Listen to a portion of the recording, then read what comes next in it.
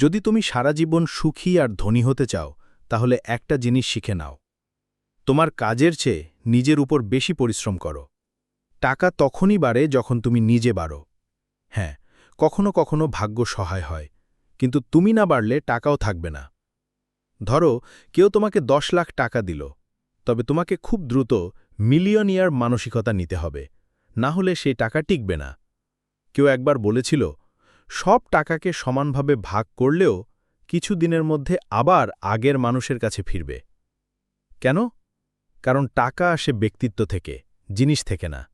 সফলতা এমন কিছু না যেটা তুমি ধাও করে পাও। সফলতা আসে যখন তুমি নিজেকে তৈরি করো।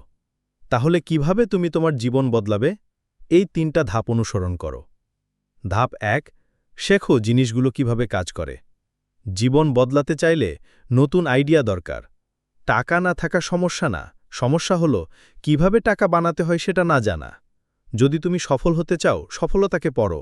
যদি সুখী হতে চাও, সুখকে পড়ো। এগুলো ভাগ্যের উপর ছেড়ে দিও না।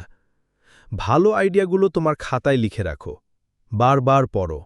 পুনরাবৃত্তি করলে একদিন সেই আইডিয়া তোমার জীবনে কাজ করবে। শেখার 3টা সহজ উপায়। বই পড়ো, প্রতিদিন 30 মিনিট। শোনো, সফল মানুষদের কথা শোনো। দেখো, সফল মানুষ কি করে তা খেয়াল করো। সফলতা চিহ্ন রেখে যায়, সেই চিহ্নগুলো ধরো। ধাপ 2, কাজ শুরু করো। শুধু শেখার মধ্যে না থেকে এখন কাজ শুরু করো।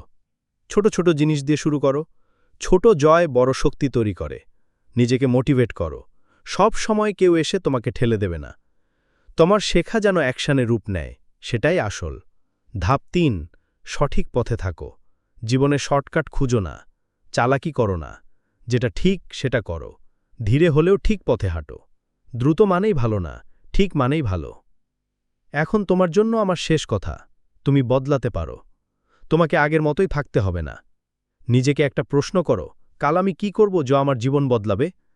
যদি কিছুই না বদলাও, তাহলে পরবর্তী 5 বছর আগের 5 বছরের মতোই হবে। কিন্তু যদি কিছু একটা বদলাও, একটাও ছোট কাজ, তাহলে সব বদলে যেতে পারে। এই সিদ্ধান্ত তোমার। আজ থেকেই শুরু করো। তোমার নতুন জীবন তোমার অপেক্ষায় আছে।